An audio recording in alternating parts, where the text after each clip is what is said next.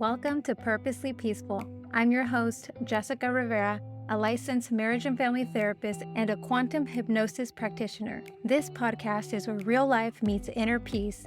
You'll get honest conversations, practical tools, and soulful guidance to help you live with more clarity, calm, and purpose. Welcome back. Have you ever worked really hard for something and then all of a sudden you stop and you ask yourself, what is the point of this? Why am I putting myself through this? Am I choosing an uphill battle? Am I just making my life harder? Well, if you've ever signed up for or participated in something that was going to challenge you, but for the greater good, it's likely you'll hit a wall at some point. I've been there more times than I can count. Years ago, it was in college and parenting, relationships, career. I can go on, but I think you get the idea. Today, we're talking about what to do when we hit a wall and how do we move through it. What's the silver lining in it? I'm sharing some of my lessons, and it's for anyone willing to listen, but it's also for myself. I've been in a weird space of wanting to do so much, but I'm executing very little. I've somehow reached the point where I feel like my face is smashed against the wall, and I don't know how to get around it anymore. I don't want to climb it. I don't want to punch a hole through it. It kind of feels like I'm at a place of defeat. But the thing about me is I don't want to be there. And what I'm really saying is that I'm feeling stuck. I'm feeling a little limited, and I just can't seem to snap myself out of it.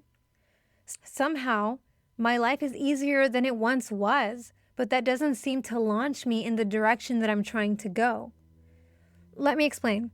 Back in my late teens and early 20s, I was under so much pressure to make something of myself, for my kids, for me. And while I was doing it, I was trying my best to ask for the least amount of help. Not because I didn't want help, but because it was very clear that every time I asked for help, I added more stress to everyone around me. This pressure was created out of survival, and it served me well. I completed 2 degrees over the span of a decade. All the while I had 3 kids. I lived a lot in those years, from learning to be single and dating again. And lucky for me, I reconnected with a friend who later became my husband. And there's been some great times, but not without its challenges. There were times where I did too much, only to end up being burned out, having health issues, mental and emotional issues. I love to take courses and classes and expand what I know, but all of those choices come with some kind of self-imposed stress and pressure. There is always a point where I question myself. There's been phases in my life where I genuinely wonder, why can't I just be content with where I am? Why am I always trying to do more? And if you've listened to the first 2 episodes of the show, you know that I was on a meandering quest to find peace. Although I had no idea of what I was doing, but when my aha moment happened, when I realized that what I was looking for wasn't the next course or the next hobby. In fact, what I was looking for was inner peace. In that moment, it's as if my brain needed to reorganize itself and learn to see from a completely different perspective. To be clear though, I have never regretted any of the classes, degrees, or courses that I have taken. On occasion, I regret moving, but truth be told, and I see the reason for it. I'm just making this connection right now, and I'll explain more in a moment. Although my life's intention is to live a peaceful life, this does not mean living a passive life. It also doesn't mean I shy away from hard things. In fact, choosing a purposely peaceful life is about challenging myself, not only to find peace through tough times, it's also asking me to believe in myself, to rise up and do the very things that scare me. Why?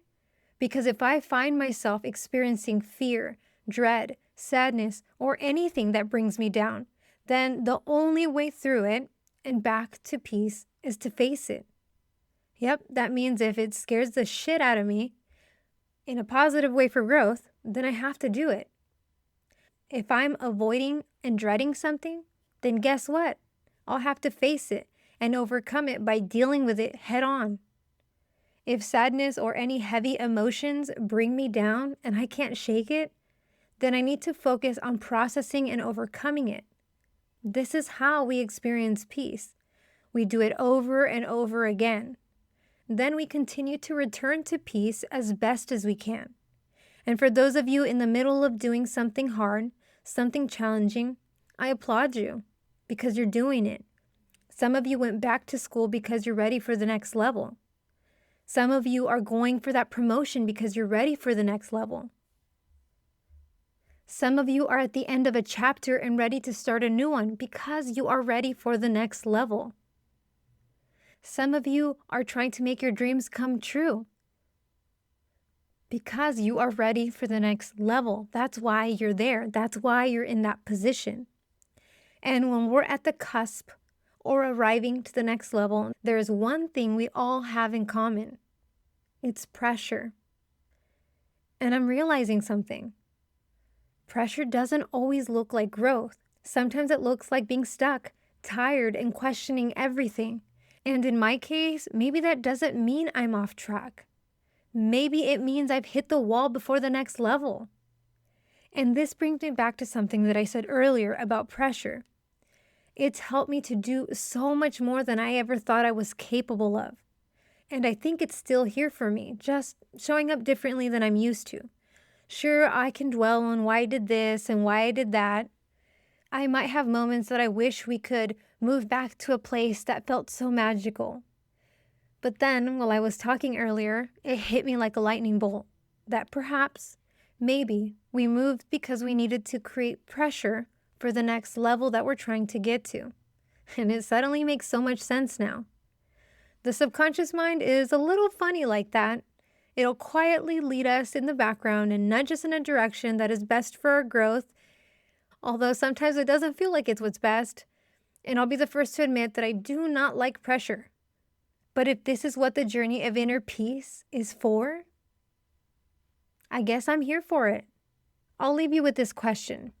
Is there something in your life right now that feels uncomfortable, but might actually be creating that same kind of pressure for you? So think about that. Thank you so much for listening. I'll catch you in the next one.